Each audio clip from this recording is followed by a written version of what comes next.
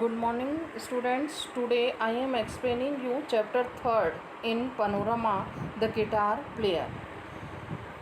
तो बच्चों ये जो लेसन है इसकी जो लेखिका हैं उनका नाम है सुनीति नाम जोशी, जिनका जन्म भारत में हुआ था लेकिन कनाडा चली गई जहां वह कई वर्षों तक रही। अब वह यूके में रहती हैं।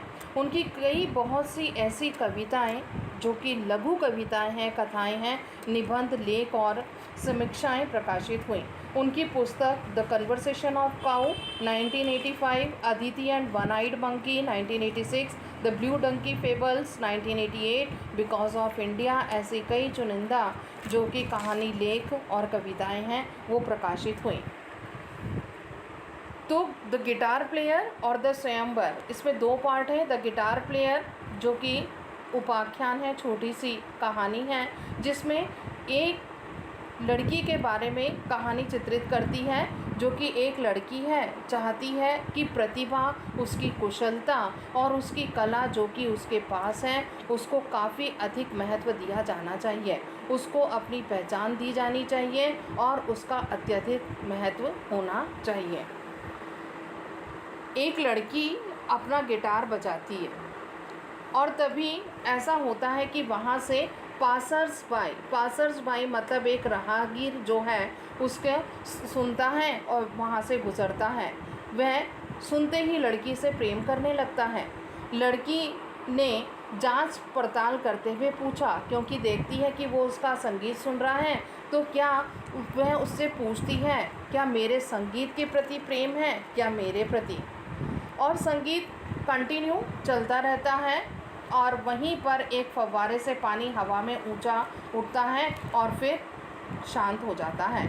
संगीत सुनने वाले ने अपने दिमाग पर जोर देते हुए सोचा और फिर अनंता उसने कहा, मैं नहीं जानता। क्या नहीं जानता? जो लड़की ने उससे प्रश्न पूछा कि सही उत्तर क्या है।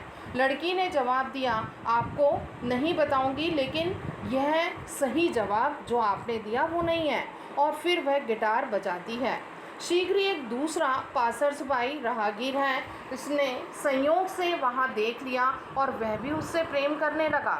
लड़की ने फिर उससे प्रश्न किया, क्या यह मैं हूँ जिसको कि आप प्यार करते हो या मेरे गिटार को। तो जो दूसरा राहगीर था उसने गिटार की तरफ एकटक होकर के देखा, फिर लड़की की तरफ देखकर मुस्कुराया और आखिरकार उसने कहने का साहस किया, ठीक है, मैं नहीं जानता। वह एक बहुत सुंदर यंत्र है। यंत्र उसने किसको कहा? गिटार को, क्योंकि दूसरे वाले की जो निगाहें थी वो किसकी तरफ थी? गिटार की तरफ। सही उत्तर क्या है? लेकिन उसने लड़की ने केवल इतना ही कहा कि ये भी सही उत्तर नहीं है और फिर वह अपना गिटार बजाने लगी। दोनों ही राहगीर बहुत अधिक घबरा गए। वह गिटार का संगीत पूरी रात भर उनके सिर में गूंजता रहा और जब वे अगले दिन वापस आए तो वह अपने अपने उत्तर के साथ तैयार होकर के आए तो पूर्ण रूप से स्पष्ट था कि दोनों ने अपनी कही जाने वाली बात बताई।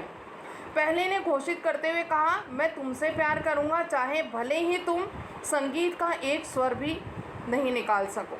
दूसरे ने स्वर मतलब शपथ खाते हुए कहा, और मैं तुमको प्रेम करूँगा, चाहे भले ही तुम्हारे पास तुम्हारा स्वयं का गिटार नहीं हो।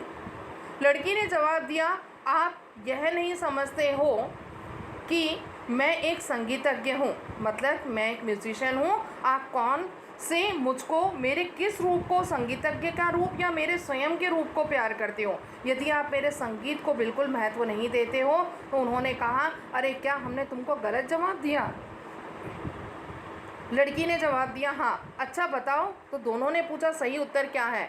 आपको मुझे पूर्ण रूप से प्यार करना चाहिए, ठीक उसी रूप में जैसे कि मैं हूँ। मेरी सभी प्रतिभाओं को, मेरी सभी वस्तुओं को, मेरी प्रत्येक वस्तु को जो मेरे पास है और अब आगे भी मेरे साथ रहेंगी। लेकिन यह तो असंभव है, इम्पॉसिबल है। दोनों जोर से चिल्ला पड़े।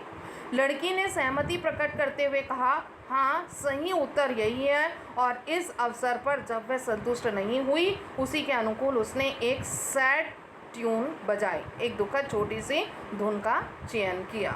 तो ये फर्स्ट पार्ट में बताया गया है। Thank you.